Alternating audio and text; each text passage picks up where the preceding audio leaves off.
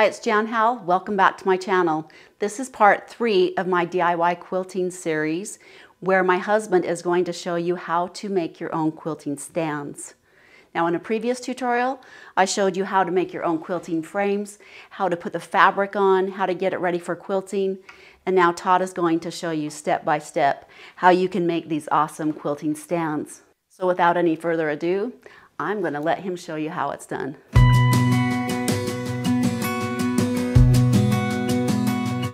Today I'm going to show you how to make this quilting stand.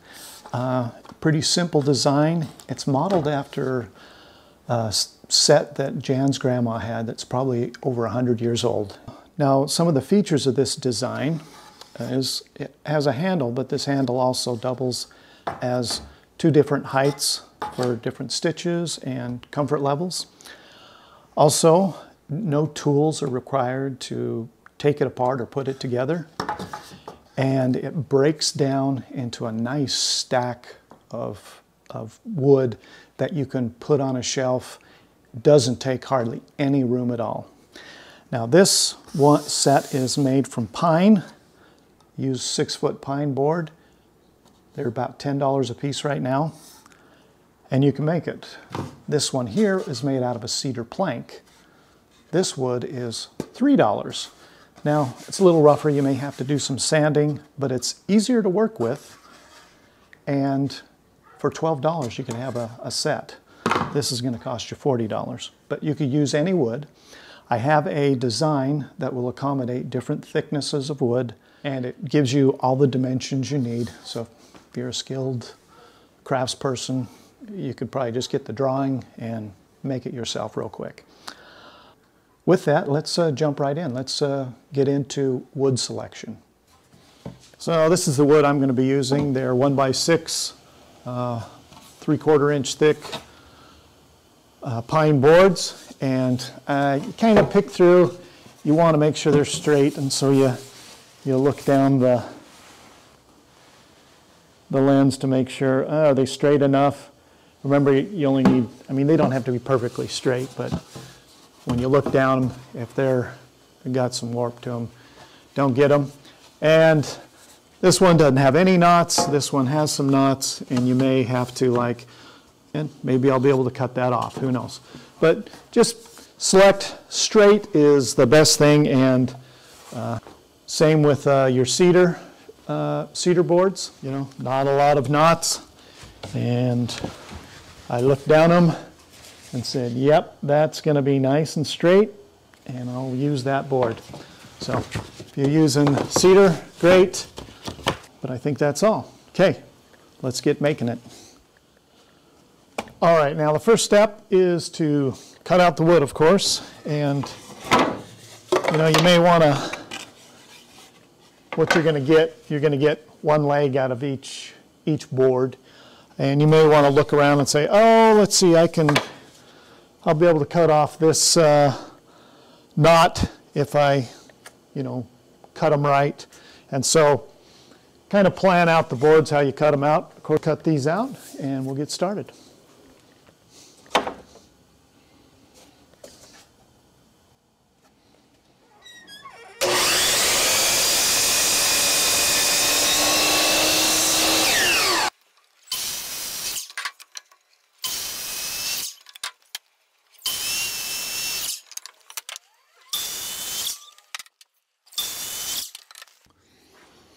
All right, we've cut out our parts, and the first thing I'm going to do is I'm going to put these slots in the feet. Now, important thing is I'm going to do this before I put these angles on, because one piece has a slot here, the next one has the slot here, and if I have to put the slot in, you can see I don't have a real flat surface, so I want to put the slots in before. So I have here, and I've also marked where I'm going to put the angles at. Cut some things off. And the first step is this depth here. I have to get my saw blade to that depth. So I measure that depth, and I mark a line on a piece of wood that is that distance, And then just to make sure I get the right depth, because it's kind of important that this is pretty spot on, I'm going to cut that and then measure it so I can know for sure what that depth is. So let's do that now.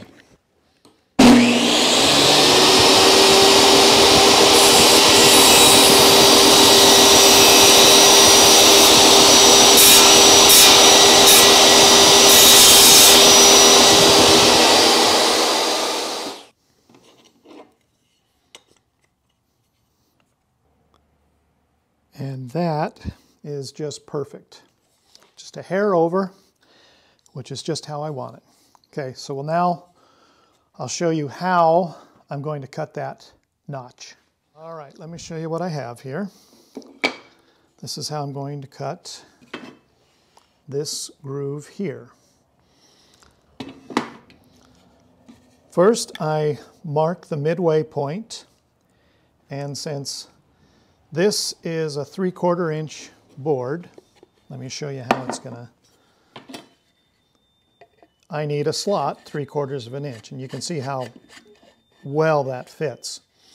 And how you do that is 3/4 of an inch, so it's going to be 3/8 on each side. A lot easier if it's the metric, right? But it's 3/8, so I mark those, and the first cut I make with this blade is going to be on the inside of this line. So the kerf will be like this. And let me show you what I have. Is right here I have a shim, and it is exact thickness of this blade here. And I put it against the fence. And I put this against there, and I line this up, which I already have, so that I'm cutting on the inside of that blade. Then, my next cut, I will remove this shim, and I will put a board that's same thickness as this, and I will move it against there, and it will cut on the inside of that. And it'll be the exact thickness. So you don't even really have to measure it really, and it'll give you it. So let me show you. Let's do it right now.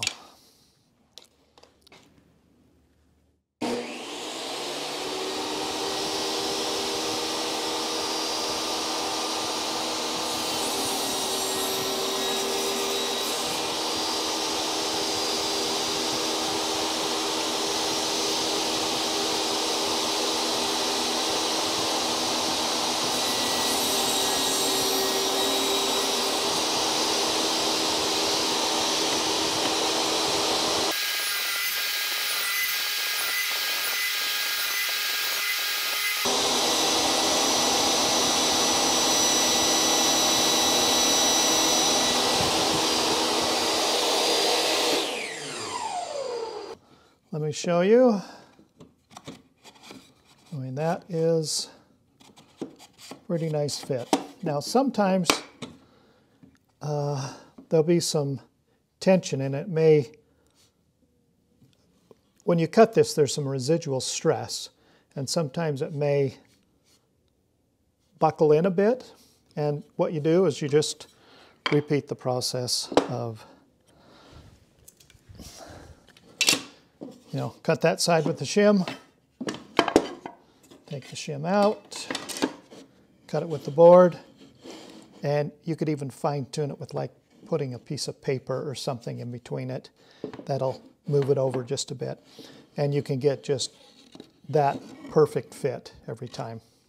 Now you may not have a table saw, but I'm gonna, on the other one, I'm gonna cut it by hand to show you that you can do it by hand too. So we'll do that next. So on this other one, I'm going to do it by hand with a jigsaw. I get my center again, draw my lines, get a square, and then that gives me this slot and the depth, I draw it out. Now the next step is I just grab a board just for sanity's sake, check, and say, okay, yeah, that looks pretty good. I'm going to cut my blade right on the line, the way I've drawn this out. And then, if I need to, I may have to finish it up with some sanding or something. I just want to show that, hey, if you want to make one of these and you have a few tools, you can use a jigsaw. You could use a circular saw, which I would probably use if I didn't have a table saw, but I want to show you how you can do it with a jigsaw. These are pretty cheap. One of the things I like to do is when I line it up, I will put a finger on this side, and that gives me like an edge. So when I'm cutting through, it's a way of balancing it rather than having it be loose. This makes it stable. One of the things you want to make sure is that this stays flat. It can rock around real easy. Try and keep it flat on the board so you get that. And then you want to get a pretty nice blade, pretty stiff blade.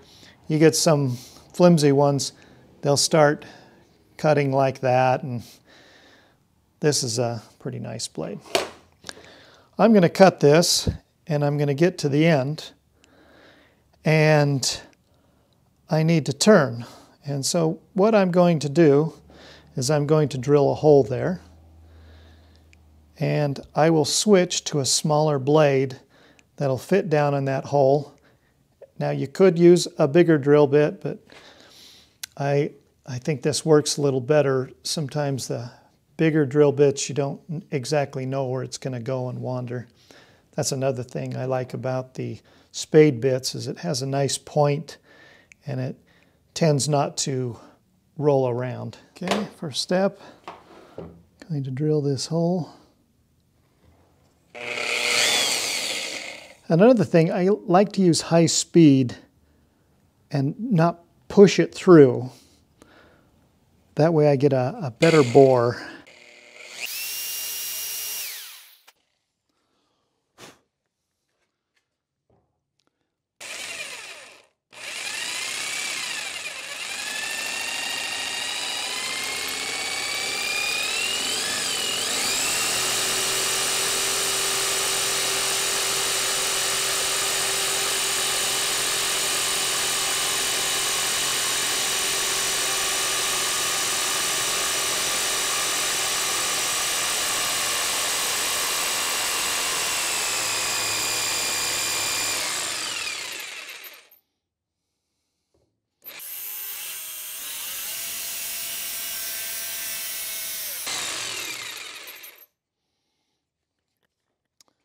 Change out the bit.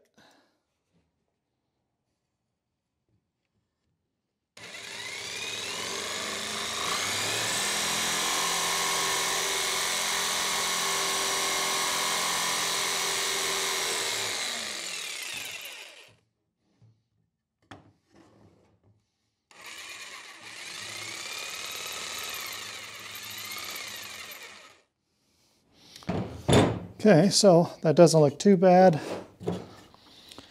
All right, so this is what I cut out with the jigsaw. And several things. I mean, you want to cut it too small rather than too large, right? You can always take some off, but it's harder putting stuff back on. And as you can see, not quite.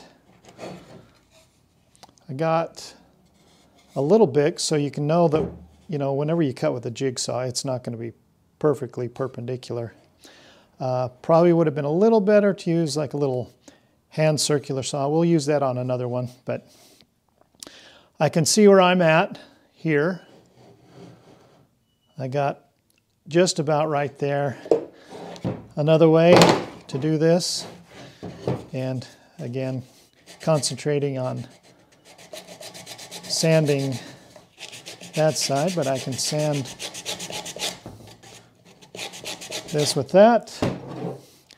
And I could also use a file,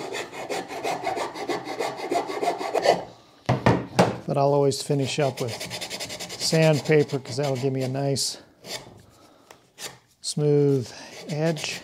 But so, I mean, it wasn't that much work, but I'll continue working this and we'll show you how it fits once we get her set. Okay, back, and quite a bit of sanding. I think the file is what worked best as far as getting it flat and getting it right where we are. Now, let's see how we do. I'd say that's pretty good. And there we go. So I did one with the saw and one with the table saw and one with a little more hand tool. And there we are. So now I've got it all marked. I can make these cuts. We'll measure them up and get those cut now. Okay, here we have. I've marked it out where I need to cut it. And this first one I'm just going to cut with a circular saw. And again, I showed you with the jigsaw how I would use my finger, and I use the same technique with a skill saw to provide some stability. Is I will keep a finger on that edge, and I'll do so here.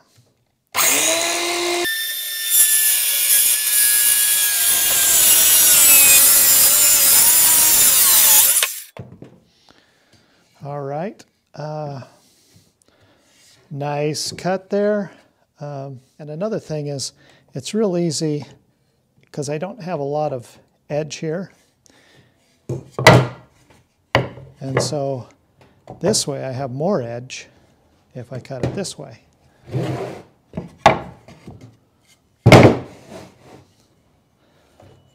Because there's more surface on this side of the saw than this saw.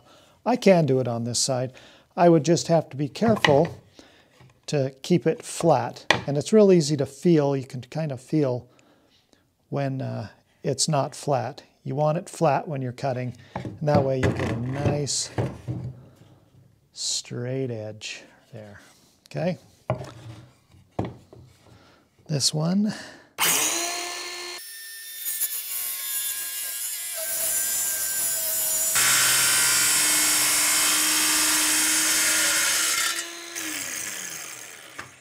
There we have a beautiful cut, and there's our first leg almost done there. All right, now I'm going to start cutting the leg, the notches out. And remember, I'm going to have a notch for the feet, and it's going to be a long notch.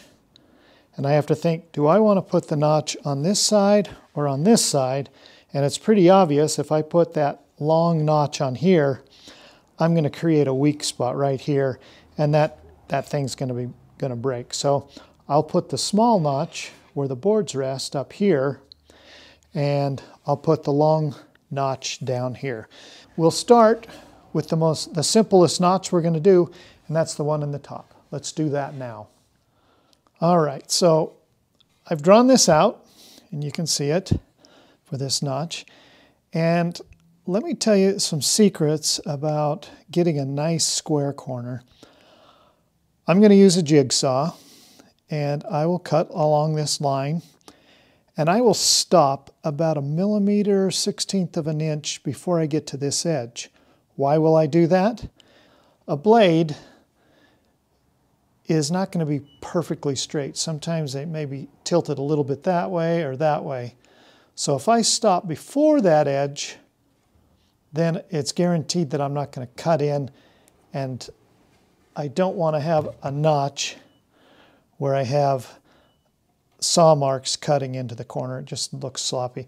I mean, can you do it? Can you fill it with wood filler? Yeah, no problem. Or you could just forget about it. But, you know, if you want it to look like a nice craftsmanship, that's what I do to the corners. Now, I'm going to cut there, and I'm also going to drill a hole there. And sometimes, I used to drill like right to the edge, but sometimes I would mess up that edge. So I drill a little bit there. So I'm going to cut in, and then I'll put the blade in, and I'll work my way over to that edge. And then I will come back this way, and we'll get a nice clean edge when we do that. All right, so now you can see, laid it out. I've drilled my hole, left some edge there, so it's not touching the edge. And we will begin using my finger to guide the way.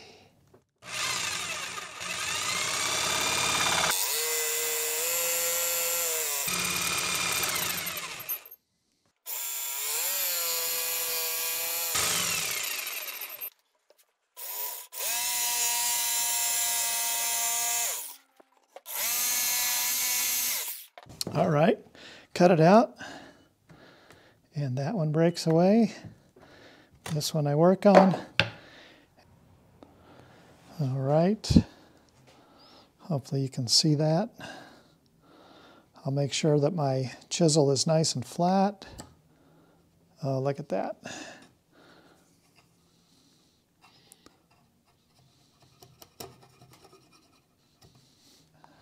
Nice corner. A little sanding, this thing will look nice and pretty. All right, so now we've cut this thing out, looks pretty good. We will cut out the handle, and I'll show you how to do that. All right, now the next step requires us to drill holes, and we're gonna drill a hole with a spade bit. It's smooth when you're going with the grain, but when you go across the grain, you can get kind of rough things. And that's okay, but there's some things you can do to mitigate that. And there are two things. One, when you're drilling, go as fast as you can. You know, don't go slow. Go fast. And then also you want to go perpendicular. Sometimes it's hard, but it's real easy with a spade bit because once you get going down, you can see, oops, right there, you can see, okay, I wasn't perpendicular because it started cutting on that edge there. And so as you're going, you just move until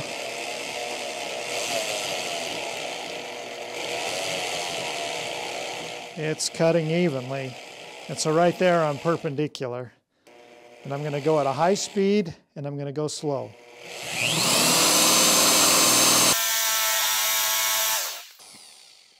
Now, another thing is, as I'm going through, as I get to the back side, when that breaks through, it's going to just split wood everywhere and it's going to leave a bad hole. So you go about halfway through, or a point where the bit is breaking through, and you turn the wood over and do the same thing on this side.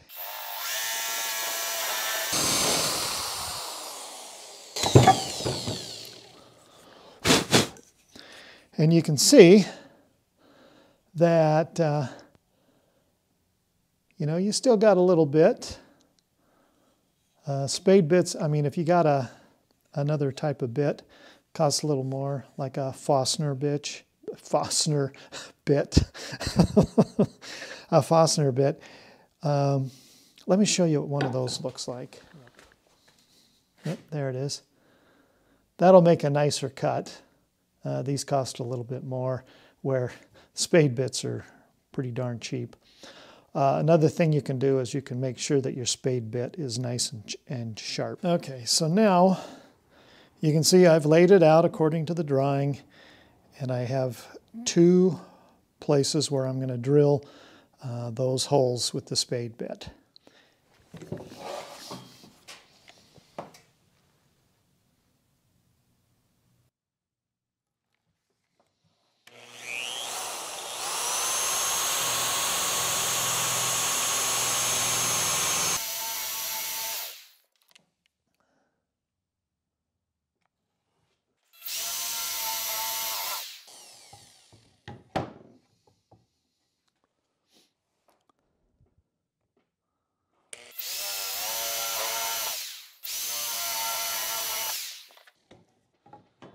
And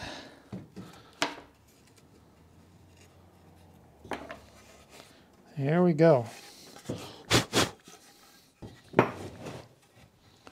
can see that, and we'll lay it out. All right, so you can see once we have those 2 holes drilled, it's just a matter of keeping the radius on the upper and then having a square in the bottom corners. And then you can put a slat there, or you can move it down to this slot. So we'll cut that out right now. Okay, there it is. I forgot to record while I cut it out, but it's pretty obvious how you would cut it out. But there you go. Probably a little, need a little sanding and clean up on the top there, but I think it's going to look really nice. Clear that background so you can see it. Okay, and that's that hole. All right, so now we're going to make this cut right here, these cuts, and make this for the bottom of the leg. And the first step to do that is we need to draw a center line. Now I use this, it's cost $7 on Amazon. I'll leave a link. But it just allows me to very easily find the exact center of the board. And that's important to have that. Then I want to find the center of the board and mark that. And I've already found it to save time. And now I will mark that. Now we need to get this distance here. And that's going to be the point from there to there. Now in the drawing, I give you several different ways and calculations to get that distance. But if you think about it, that distance is this distance here, right? Across here. So you can measure that. That's a 45-degree angle, so you could just use a 45-degree square and measure that, and then divide it by 2, or just you got to center it over this, and then you'll get that distance that you need to cut out. All right, so let's get this, I'll get this drawn up on here, and we can go from there. Okay, I measured that distance now, and I made lines. And the reason that center line is so important and to get it center is because we are going to make this 45-degree bevel down to that point right there. And you simply grab your, this is hard through the camera, but we are getting there.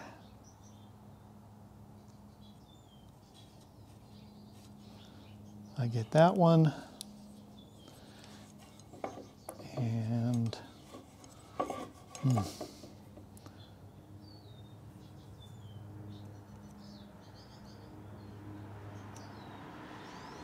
I get that one, and you can see, let's zoom in on that, make sure we get a good shot of that. And as you can see, we are going to end up, you know, cutting that away. But it's important to get that point there and that point there. All right, now I'll draw up the rest of this and we'll show you what it looks like. Okay, I put in the other marks here, and I also put the stop mark here where the slot's going to go to and end. And now I need to draw a line from there to there that's perfectly parallel to this edge. Now, I could just say, okay, this is square, but I'm if I do that, this has to be a perfect 90 degrees. And if it's off at all, then that slot's going to be crooked. So if you're not perfectly confident with that, I would, measure that distance there. So that way I'm using an edge. And I'd say, okay, that's there. And then that's the edge there. And then I can just take a straight edge and go from there to there. And I know that when I draw these lines, they will be parallel to these edges. Now another way is I could just, if I have my saw set up right and I adjust it, then it's going to be parallel to that edge if I have a table saw. But I'm going to cut this without a table saw because you may not have a table saw, and show you that it can be done. You can do this with a handsaw if you have to. I'm not going to be that crazy. So now, here we go. We're getting ready to cut this. And of course, I want my saw blade to be on the inside of that line. All right, so here we go.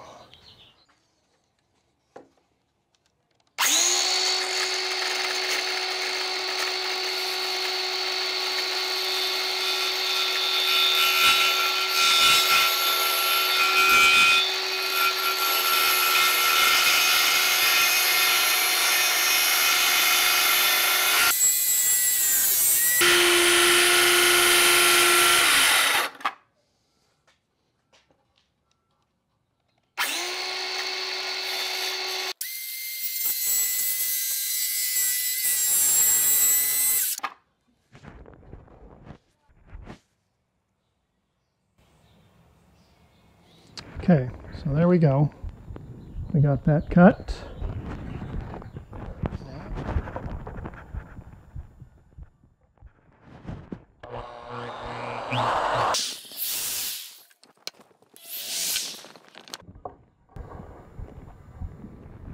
So, of course, with a circular saw, I'm not going to be able to go all the way to the edge. And so I'll finish it up with this saw here.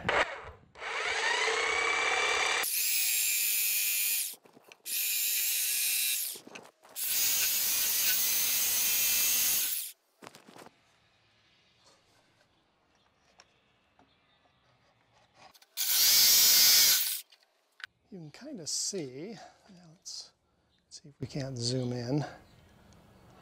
I didn't go all the way to the corners because I didn't want to take a chance of gouging it, so I'll take a utility knife and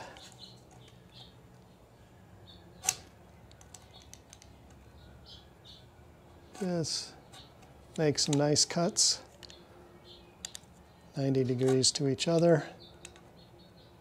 Of course, I'm holding this in midair. It's going to be harder, but it's still in the, no.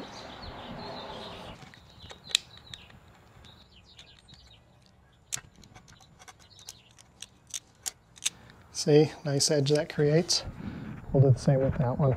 There, I finished them both off, and you can see what a nice square bottom you get when you do it that way.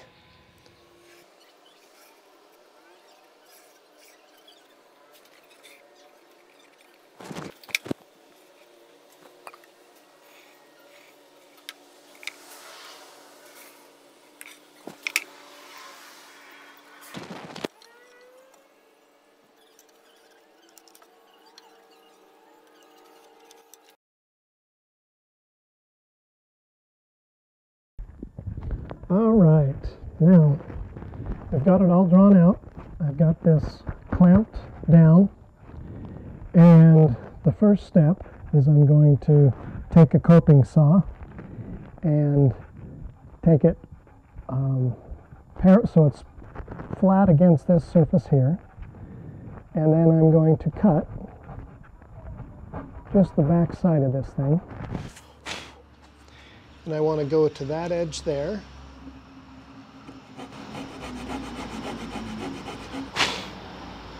and to this line right here, right? Now, if you don't have one of these saws, there's a hacksaw blade. I mean, you could use just the blade, and you could use it to cut that back side if you wanted to. Now, why did I do that? All right, so what I'm going to do is I'm going to take my chisel, and I'm going to take little cuts, not big cuts. But you can see when I get to the end, it's going to already be cut. And I could start right here, but then it'll start splitting the wood. So I don't want to split the wood, I want to cut the wood. And that means I got to use little, see when I get right to the end, it just, and of course you can see this is a nice sharp chisel.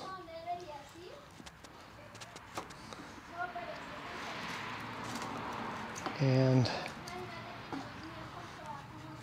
get close there, and then gradually work my way back and get those nice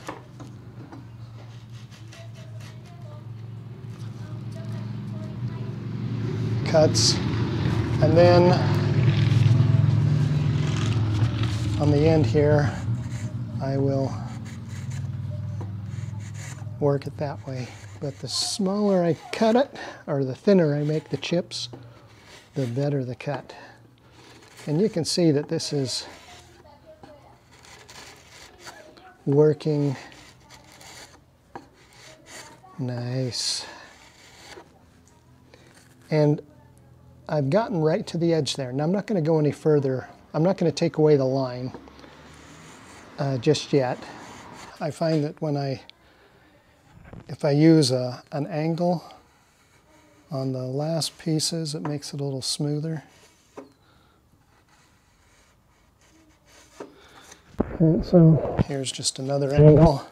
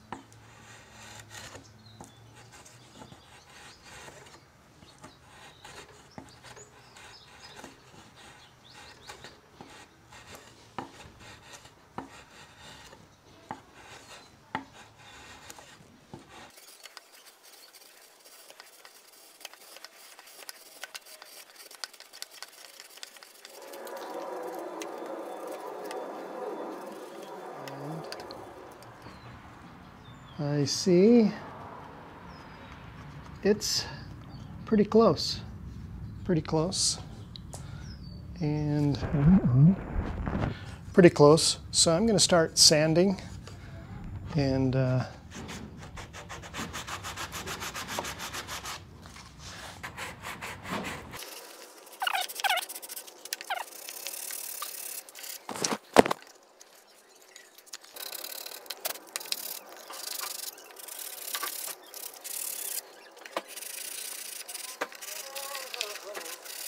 all right.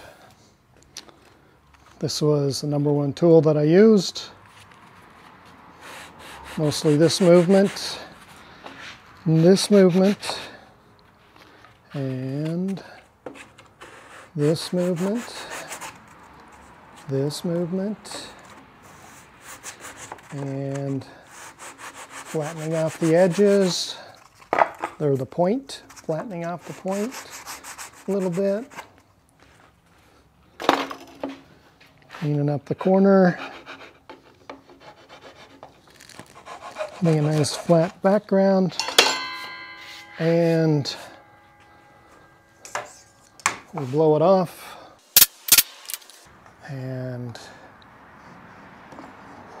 There we go. Slides on pretty easy, but it's tight. I like it, but not real tight. And it was just a matter of playing with it.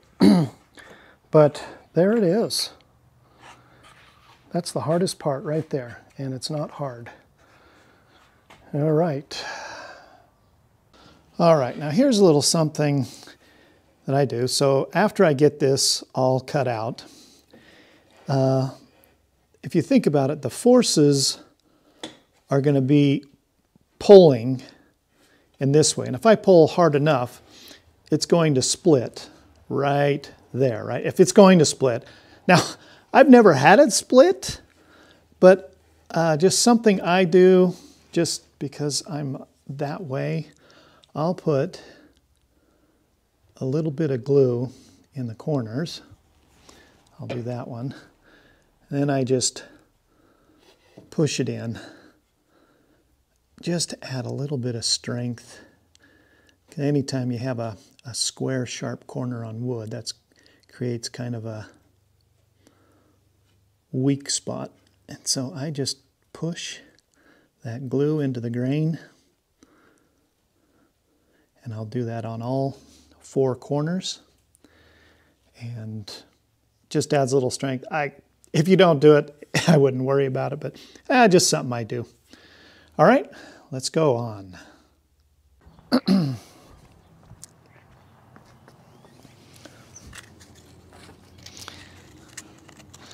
Now the last step, one of the last steps anyway, is I like to take some emery cloth or my trusty sanding block and break the sharp edges. I don't like sharp edges. I like a nice smooth feel. And I like doing this. It's a moment where I just get to be with the wood, and it's something I've put time in, and I've created it. And I'll put that nice soft edges. You can break all the edges. On mine, I took a 3/16 radius router bit, and I broke all the edges of, ones that I wanted to break. And that adds a nice touch, and it also prevents it from splitting or getting slivers. But you can do that with a sander too. You don't need a fancy router. You can break those edges as much as you want with some sandpaper. Also, you can get those nails with like a little vinyl thing on there that you could put on all 4 corners, and then that kind of allows it, if you have a crooked floor or something, it allows it to sit more stable, but you don't have to. Also, I like to put a nice finish on pine. I like the white color. Some people like to let it age to that yellow color, which is fine, whatever your preference is. That's also nice. But I put the sealer on, and it keeps it white, and it protects it from stains and water, and just makes it look a little more finished. And I'll use a water-based one. I don't like messing with oils. But that's the final touch. Finish it up and start quilting. See ya. Thanks so much for watching. I hope you found that tutorial inspiring. I hope you're ready to make your own quilt the old-fashioned way. If you haven't watched the previous tutorials in the series, make sure you go back and do that. And if you want to check out my patterns and some other DIY fun projects, check out my website, YOUMAKEITSIMPLE.com. If you like my content, make sure you give it a thumbs up. Be sure to subscribe to the channel if you haven't. And if you want to be notified when I put new videos up, make sure you click on that bell. Have a wonderful day, and we'll see you in the next video.